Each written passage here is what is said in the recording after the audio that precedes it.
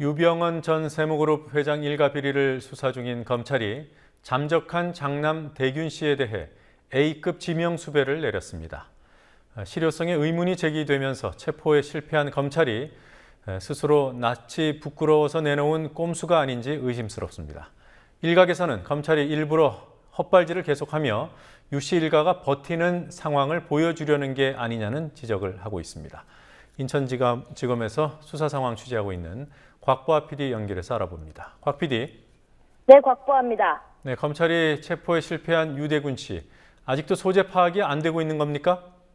네, 그렇습니다. 인천지검 특별수사팀은 오늘 대균 씨에게 A급 지명수배를 내리고 밀항 가능성에 대비해 평택항과 인천항 등 밀항 루트도 살피고 있다고 밝혔습니다. A급 지명수배는 체포영장이 발부된 피의자가 도주하거나 잠적한 경우에 내려지고 피의자는 발견되는 즉시 체포됩니다. 검찰은 전담팀을 꾸려 대균 씨 측근의 집과 계열사 등의 수사관을 보내 소재 파악을 하고 있지만 대균 씨가 휴대전화를 꺼놓고 잠적해 위치 추적도 불가능한 상황인 것으로 알려졌습니다. 검찰은 대균 씨뿐 아니라 소환에 불응한 차남 혁기 씨, 장녀 섬나 씨 등의 소재도 파악하지 못하고 있습니다. 유 씨 일가가 잠적하고 이들이 선임했던 변호인들이 잇따라 변호를 포기하자 연락 통로조차 변변치 않은 상황인 것으로 알려졌습니다. 수사 초기에 검찰은 특별팀을 꾸려 유 전 회장의 측근 등 계열사 대표들을 잇따라 구속시키며 속도를 냈습니다.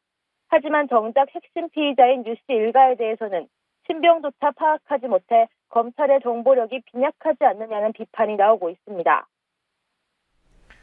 네, 어제 대균 씨 체포 시도할 때 그 과정이 좀 석연치 않았습니다. 체포영장이 있으면서도 그 9시간 동안이죠. 9시간 동안 집 앞에서 기다렸다가 자물쇠를 절단하고 그제서야 들어갔습니다. 왜 그랬던 겁니까?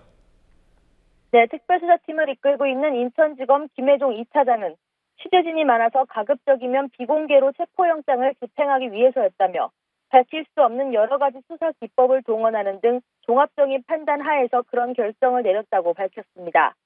하지만 결국 체포에 실패했고 수사팀이 대기하는 9시간 동안 취재진이 점점 더 늘어나 결국 대균 씨 집에 수사관들이 들어가는 모습이 생중계까지 되자 유 씨 일가가 버티는 모습을 대대적으로 보여주려고 시간을 끈 게 아니냐는 지적이 일기도 했습니다. 또 지난 12일 검찰이 금수원회가 유 전 회장과의 면담을 시도하다 교인들의 반발로 철수한 이후 오늘까지 금수원 앞에는 신도들이 진을 치고 있어 검찰이 금수원 측에 수사에 대비할 수 있는 시간을 줬다는 지적도 제기되고 있습니다. 검찰 관계자는 이런 논란에 대해 중학생이 가출해도 하루 이틀만을 못 잡는다며 수사 대상자가 이렇게 비상식적이고 이례적인 처신을 한다고 해서 검찰이 마구잡이식으로 대응할 수는 없다고 항변했습니다. 선장을 수사관이 자기 집에 재워줘서 논란이 있지 않았습니까? 이번에는 또 구속 대상자를 신병 관리를 제대로 하지 않은 일이 있었더군요. 네, 그렇습니다. 어제 한국해양안전설비 대표 송모 씨와 이사 조모 씨가 영장 실질 심사를 받기 위해 목포 지원으로 이동하는 과정에서 피의자들이 담배를 피우고 해경 형사기동대 차량의 문을 직접 열고 타는 일이 있었습니다.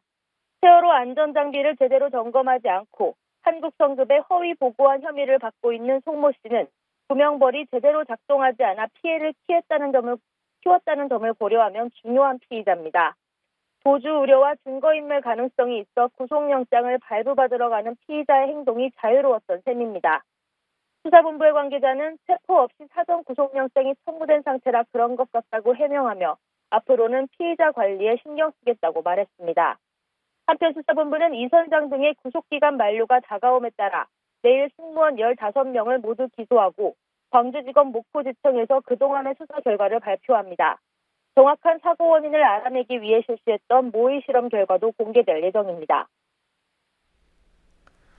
해경은 구조 실패와 관련해서 수사를 받아야 합니다만 해운 비리와 관련해서도 수사 대상인 거죠?